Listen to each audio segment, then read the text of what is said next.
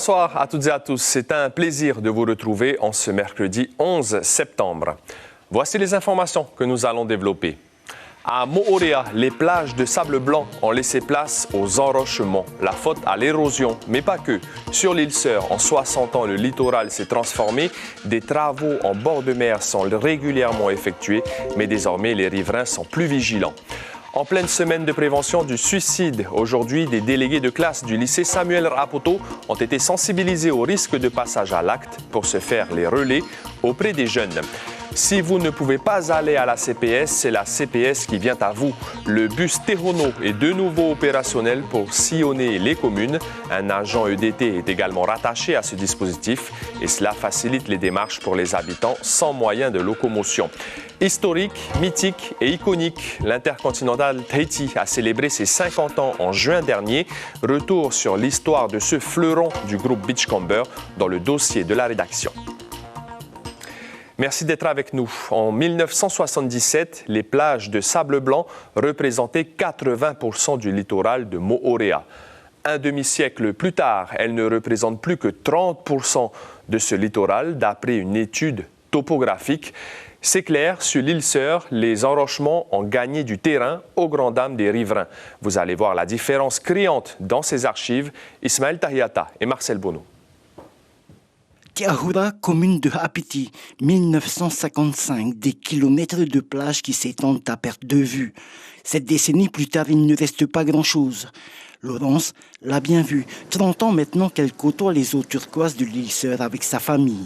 Ça devient compliqué, alors après il faut aller dans les hôtels pour avoir accès à de belles plages. Parce que même la plage de Témé, on va y aller tout à l'heure, mais on a droit qu'à un petit bout maintenant et c'est dommage. Même constat pour Vatea, il lui manque aujourd'hui près de 30 mètres de plage. Principale raison évoquée, la montée des eaux et la privatisation des plages. Mais surtout l'activité humaine, c'est-à-dire les bateaux qui passent tous les jours, les vagues qui se cassent sur le littoral tous les jours, au bout de l'année, ben ça fait 50 cm, moins 50, moins 50, moins 50. Au bout de 30 ans, ben on arrive à 25 mètres de plage en moins. Un phénomène amplifié par des enrochements, ou comme ici, par la construction d'un muret qui ne verra jamais le jour, faute d'autorisation. À l'époque, il y avait déjà un grillage existant. Et à la demande de mon client, donc on souhaitait réaliser donc un petit muret pour retenir la terre qui est ici présente. Puisque aujourd'hui, comme vous pouvez le constater, tout le monde peut se permettre aussi de rentrer. Mais bon, ceci dit, la volonté du client, c'est de laisser comme ça et de végétaliser. On n'a pas le pouvoir pour décider quoi. Nous, on va juste faire constater. On demande aux agents de la police municipale d'intervenir pour établir, pour faire un constat sur place et établir un rapport après qu'on transmet à la DCA, à l'autorité compétente en matière d'urbanisme et d'aménagement. Des troncs de cocotiers placés en parallèle face à l'océan. Une alternative écologique pour garder le sable chez lui, Vatea a ainsi récupéré 3 mètres de plage. On vous l'a annoncé hier, 174 suicides en 2024 contre 123 l'an dernier. Ces chiffres officiels prouvent l'urgence de renforcer la prévention et l'accompagnement des personnes susceptibles de passer à l'acte. Ce matin, à la mairie de Pirée, les délégués de classe du lycée Samuel Rapoto venaient s'informer pour servir de relais auprès des jeunes. Caroline Fari, Jérôme Lee. Comment déceler les signes avant-coureurs du passage à l'acte? Lucien se pose la question après le suicide de son neveu de 15 ans. Au soir du jour de l'an, il est venu nous souhaiter la bonne année.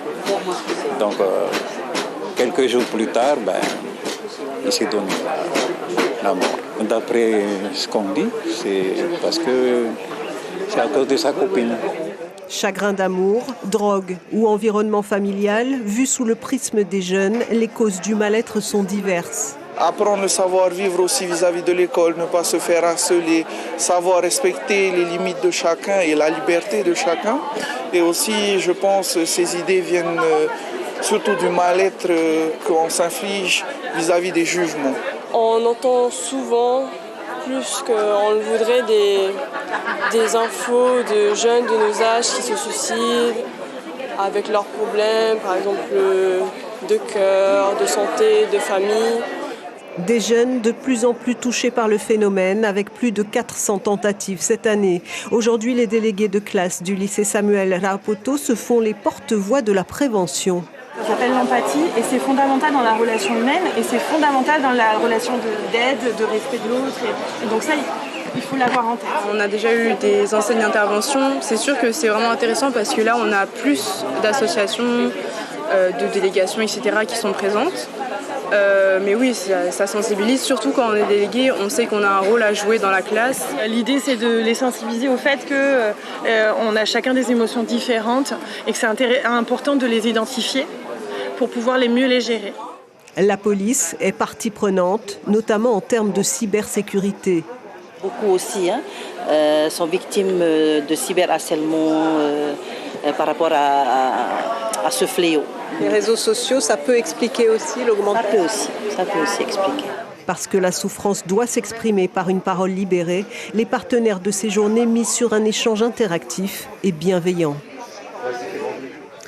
Cette rencontre désormais entre des élèves de seconde du lycée de Papara et des collégiens néo-zélandais de la Kauai Intermediate School. C'était aujourd'hui dans l'établissement de la Côte-Ouest. Les équipes pédagogiques ont voulu pérenniser leurs échanges entamés il y a 2 ans. En 2022, un voyage en Nouvelle-Zélande avait eu lieu. Désormais, c'est dans l'autre sens que le déplacement s'est fait.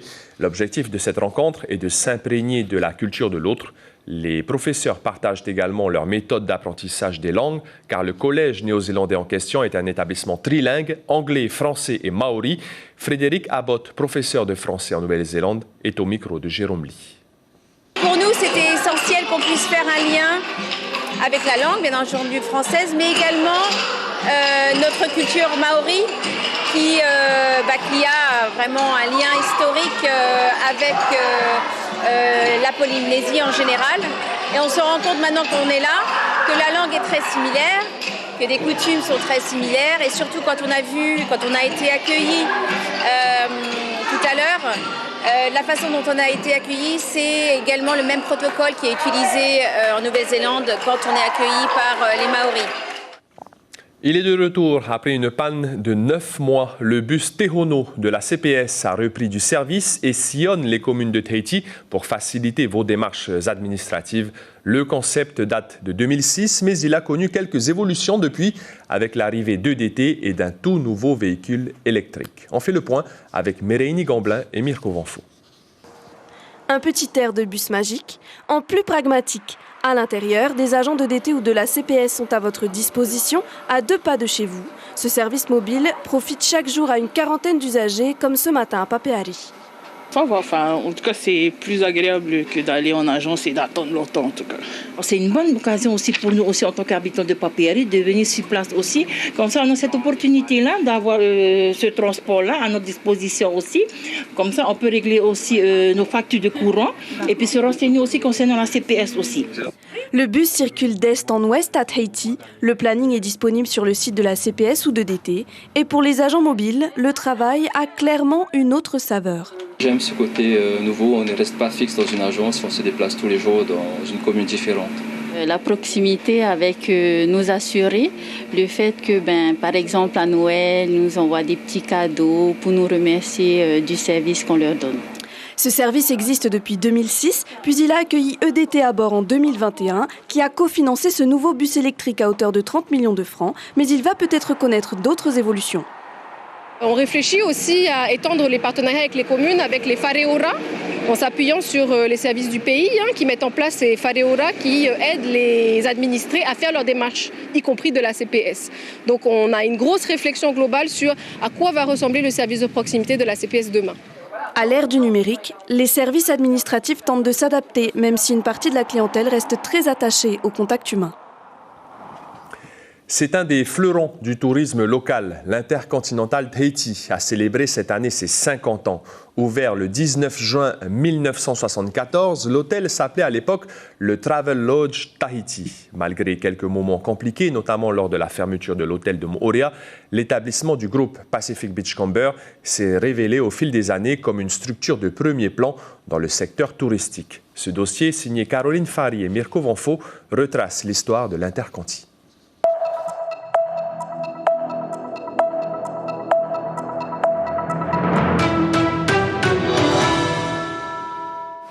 Historique, mythique, iconique. Les adjectifs pleuvent pour désigner un hôtel devenu aujourd'hui une institution dans le paysage touristique polynésien. Du Travelodge au Parc Royal en passant par le Beachcomber, l'actuel Intercontinental Tahiti a vécu 50 années d'agrandissement. En 80, il n'y avait pas le moto, il y a des bungalows, il n'y a que ces plats, il n'y a que les cocotiers qui viennent de pousser, pas encore grandir en ce moment. Des innovations culturelles également, comme les fameuses soirées merveilleuses de la belle époque, devenues aujourd'hui le mini Heiva.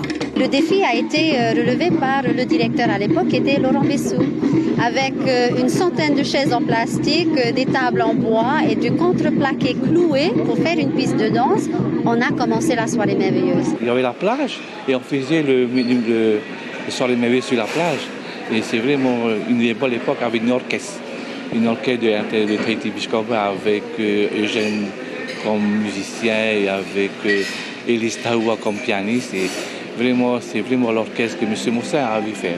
Après 43 ans de service, Charles ne se verrait pas travailler ailleurs. Le responsable du buffet de l'hôtel a vu défiler bon nombre de directeurs, dont un Britannique.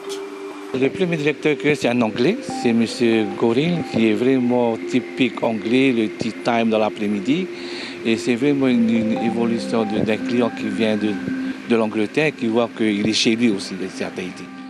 Louisa totalise elle aussi 43 ans de maison. Originaire des îles Cook, sacrée meilleure employée du mois en 2007, elle est passée du secrétariat à la comptabilité. Ne parlant pas un mot de français à son arrivée, elle est reconnaissante de son parcours. J'étais une membre active de cet hôtel et en même temps j'ai vu cet hôtel changer. Et cet hôtel m'a inspiré beaucoup de choses. Nos familles, on était arrivés ici, on a eu notre contrat déterminé. C'était cet hôtel qui nous avait inspiré. C'est cet hôtel qui nous avait donné une chance pour construire, pour avoir nos enfants, pour les élever, pour aller plus loin dans la vie. C'est grâce à cet hôtel tout simplement. Mais les époques n'ont pas toujours été de tout repos pour la chaîne d'hôtels. En 2020, après 5 conflits sociaux, le taux d'occupation de l'Intercontinental Moorea tombe de 50 à 10%. Les grèves à répétition ont eu raison de l'hôtel de l'île Sœur qui sera sacrifié faute de visibilité. Ses 190 employés seront licenciés. On est le seul hôtel à être sacrifié dans la chaîne intercontinentale. C'est vraiment la mort dans l'âme que nous prenons cette décision douloureuse. Mais elle est tout simplement inévitable si nous voulons conserver les 800 autres emplois de notre société. Contre vents et marées, l'établissement de Tahiti s'assure pourtant une réussite commerciale. Elle provient à la fois du site paradisiaque de l'hôtel, mais aussi de l'esprit d'équipe. À travers les 5 décennies, le nombre d'emplois est passé de 140 salariés à 350. Le nombre de visiteurs, lui, évolue doucement. Le gouvernement polynésien table sur 600 000 touristes, un objectif mal ciblé selon le PDG du groupe. Ce qu'il faut cibler, c'est l'impact PIB du tourisme sur le pays. Or, nous avons un PIB plus important que Fidji, déjà, que lui a 1 million de touristes. Donc, dans nos hôtels, par exemple, nous focalisons sur le chiffre d'affaires, pas sur le nombre de touristes que nous accueillons. Aujourd'hui, un nouveau directeur vient d'arriver à la tête de l'hôtel. Une vision de l'accueil en perpétuelle évolution. Elle sera couplée à la nouvelle feuille de route présentée par Tahiti Tourisme. Son objectif, le respect du patrimoine culturel et environnemental polynésien. Il y a 23 ans, le 11 septembre 2001, l'attentat le plus meurtrier de l'histoire, tué près de 3000 personnes à Manhattan, à New York, en Virginie ou encore en Pennsylvanie. 4 attaques quasiment simultanées qui ont aussi fait plus de 6000 blessés. Des actes terroristes perpétrés par Al-Qaïda. Le 11 septembre 2011, un mémorial a été inauguré et c'est là qu'ont lieu les commémorations chaque année. L'antenne du GIGN en Polynésie a changé de commandement. La cérémonie de prise de fonction du commandant Mathias a réuni notamment quelques élus de l'Assemblée et le sénateur Tevaro Fritsch. Il y a eu 3 remises de médailles. En Polynésie, il y a 28 membres du GIGN et actuellement 9 d'entre eux sont déployés en Nouvelle-Calédonie. Écoutez le nouveau commandant de l'antenne du GIGN en Polynésie au micro de Mirko Vanfou. Les missions sont strictement les mêmes, c'est leur fréquence qui varie. En Polynésie française, la douceur des gens fait qu'effectivement on est assez à l'abri des menaces que vous évoquiez. Néanmoins, on a le trafic de stupéfiants qui prend une place prépondérante dans nos missions. Voilà. Et après, on travaille évidemment toutes les compétences de notre panel pour pouvoir pallier un jour, s'il le fallait, à n'importe quel type de menace. Il était question des maladies du sang ce matin dans la matinale radio. Alexis Janton, hématologue au CHPF du Taonnet, était l'invité café. Il nous explique dans cet extrait ce que sont les NMP. En fait, les NMP, ça regroupe principalement trois maladies. Donc la maladie de Vaquès, la thrombocytémie essentielle et la myélofibrose. Et en fait, suivant les maladies, le sexe ratio, donc l'équilibre homme-femme peut être un peu différent.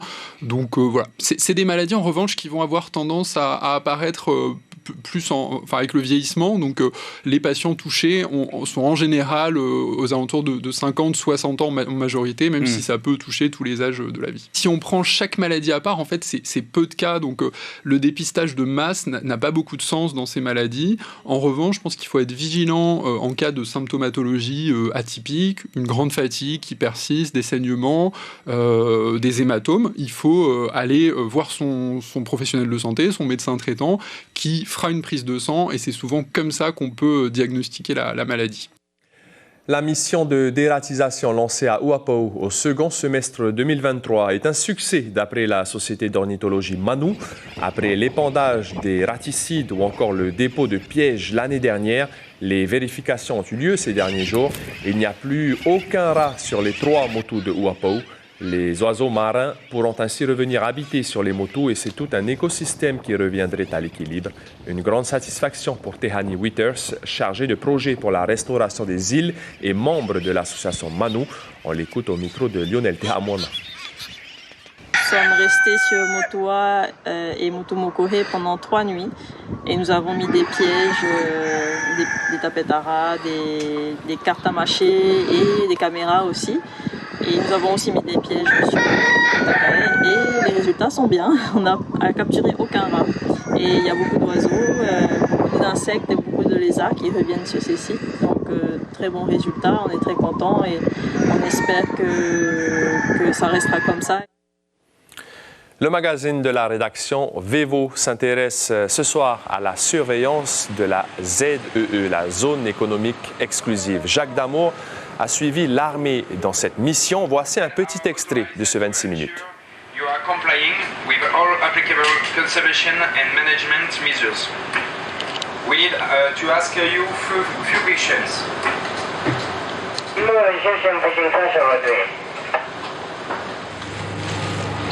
Chaque visite est articulée autour de plusieurs critères de recherche, comme par exemple des appareils de pêche non conformes et interdits d'utilisation, des stocks de poissons disproportionnés ou encore les espèces protégées comme les tortues et requins. En dehors de la ZEE, nous contrôlons les palangriers ou des bâtiments de pêche d'autres nationalités qui, elles, ont droit de pêcher dans ces eaux tant qu'elles respectent les quotas et la réglementation en vigueur. En tout état de cause, flagrant délit ou constat d'infraction grave, les armateurs perdraient licence de pêche et moyens de subsistance, raison pour lesquelles ils ne s'y aventurent pas. L'information principale de ce mercredi 11 septembre. En un peu plus d'un demi-siècle, l'île de Moorea a perdu environ 70% de ses plages de sable blanc. C'est le constat d'une étude topographique. Désormais, les enrochements sont largement majoritaires et avec l'érosion, cela va encore continuer. Les autorités rappellent donc d'effectuer les démarches nécessaires avant le début des travaux. À la une de Tahiti Info, demain, jeudi, Bora Bora, la pharmacie Kojang va rouvrir. Dans votre petit écran ce soir, après le journal Vevo, le magazine de la rédaction sur la surveillance de notre ZEE. Puis à partir de 19h50, 2 documentaires sur l'histoire de l'Australie en couleur. C'est la fin de ce journal. Merci de votre fidélité. Passez une excellente soirée. À demain et prenez bien soin de vous.